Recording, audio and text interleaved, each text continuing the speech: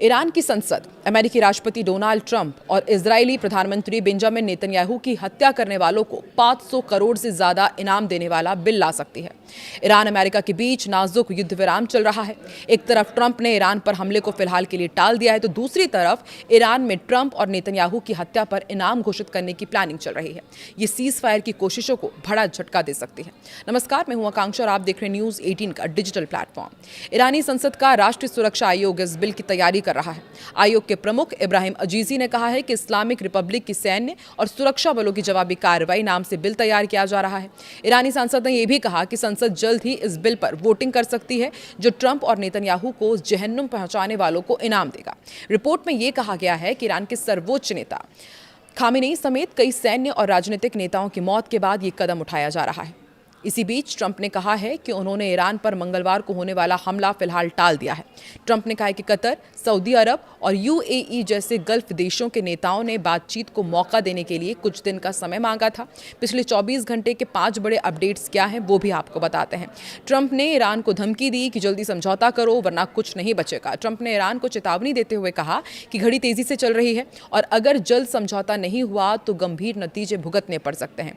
दूसरा अपडेट यह है कि अमेरिका इजरायल के ईरान पर नए हमले की तैयारी है।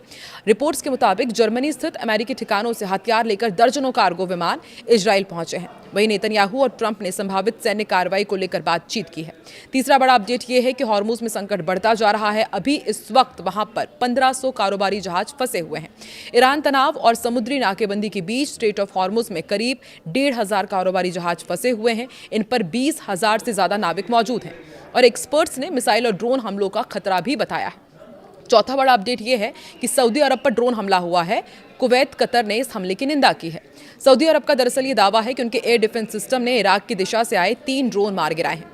कुवैत और कतर ने इससे सऊदी संप्रभुता और क्षेत्रीय सुरक्षा पर हमला बताया और इसकी निंदा भी की है। इधर ईरान में लड़कियों को AK-47 ट्रेनिंग दी जा रही है। अमेरिका के साथ एक तरफ तनाव बढ़ रहा है और अब ईरान में युवा लड़कियों को AK-47 असॉल्ट राइफल असेंबल और डिसअसेंबल करने की ट्रेनिंग दी जा रही है। इससे जुड़े वीडियो सोशल मीडिया पर तेजी से वायरल हो रहे हैं। इसी बीच ईरान ने कहा है कि अमेरिका के साथ शांति वार्ता आगे बढ़ रही है। दोनों देशों के बीच पाकिस्तान मध्यस्थता कर रहा है। ईरान का कहना है कि उसने अमेरिका के नए प्रस्ताव का जवाब दे दिया है। अमेरिका की शर्तें काफी सख्त बताई जा रही हैं, जिनमें शामिल है ईरान को कोई युद्ध मुआवजा नहीं मिलेगा। दूसरा, इनरिच्ड यूरेनियम, जिसको लेकर के लगातार जो पेच फंसा हुआ है, वो अमेरिका को सौंपना होगा और देश की जमी हुई संपत्ति का सिर्फ 25% से कम वापस मिलेगा। ईरान के अधिकारी चेतावनी भी दे रहे हैं कि अगर अमेरिका या इजरायल ने फिर से हमला किया तो इसका जवाब दिया जाएगा। वर्तमान में दोनों पक्षों के बीच नाजुक सीज फायर चल रहा है, लेकिन तनाव अभी भी बहुत ज्यादा है।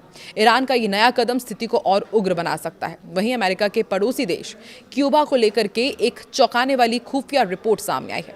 रिपोर्ट के मुताबिक क्यूबा ने 300 से ज्यादा सैन्य ड्रोन जुटा लिए हैं और अब वो इनका इस्तेमाल अमेरिका के ग्वातनामो बे में सैन्य अड्डे, अमेरिकी नौसेना के जहाजों और यहां तक कि फ्लोरिडा के वेस्ट जैसे इलाकों पर हमला करने की योजना पर चर्चा कर रहा है।